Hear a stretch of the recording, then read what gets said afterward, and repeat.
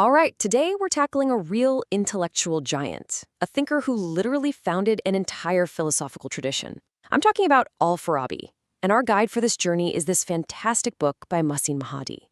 It's basically the key to unlocking Al-Farabi's entire political philosophy, which, you'll see, was all built to answer one single, massive, and timeless question. And here's that question. Can reason and faith actually rule together? I mean, think about it. Can you have pure human logic and sacred divine faith governing the same society side by side? Now, for Al-Farabi, back in the 10th century, this wasn't just some abstract idea for scholars to kick around. No way. This was the central political and intellectual challenge of his time.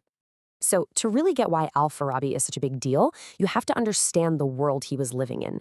It was a world he was desperately trying to reconcile. He was basically standing at the crossroads of these two intellectual titans that seemed to be in total conflict with each other. Okay, so on one hand, you had Greek philosophy, or Falsafa. This is the world of Plato and Aristotle, right? It's all built on pure human reason, logic, and deduction.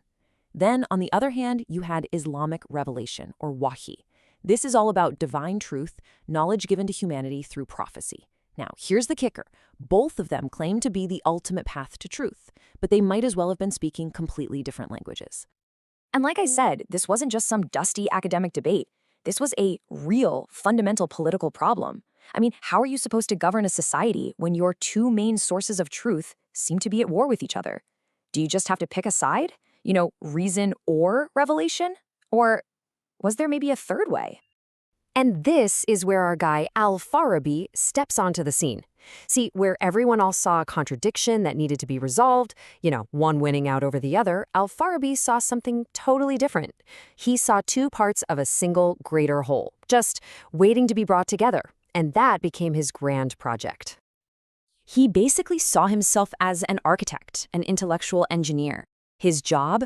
To build a bridge, a solid, sturdy bridge that could finally connect the world of pure reason with the world of divine revelation.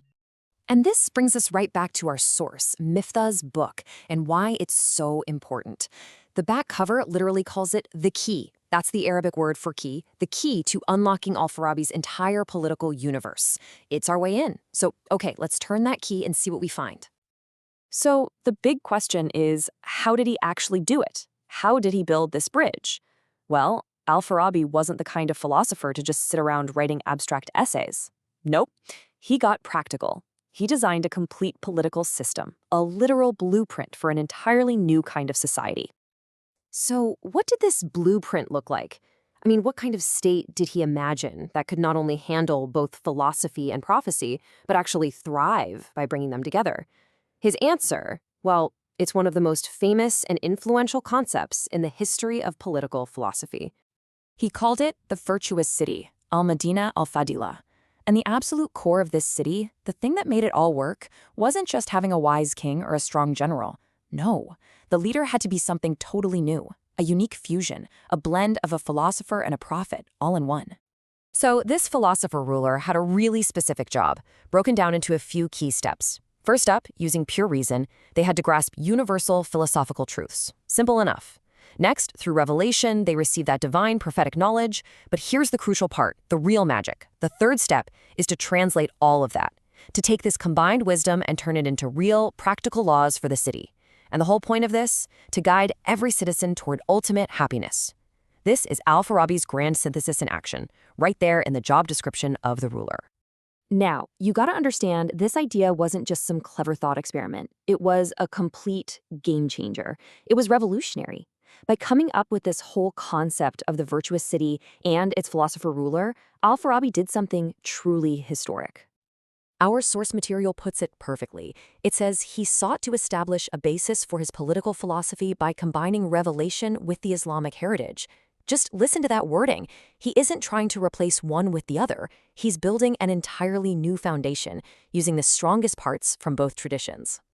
And that achievement right there is why Al-Farabi is considered the founder, and I mean the founder of Islamic political philosophy. He literally created the framework, the vocabulary, and the big questions that thinkers would be wrestling with for hundreds of years. And believe me, his work didn't just stop with him. His ideas spread like wildfire.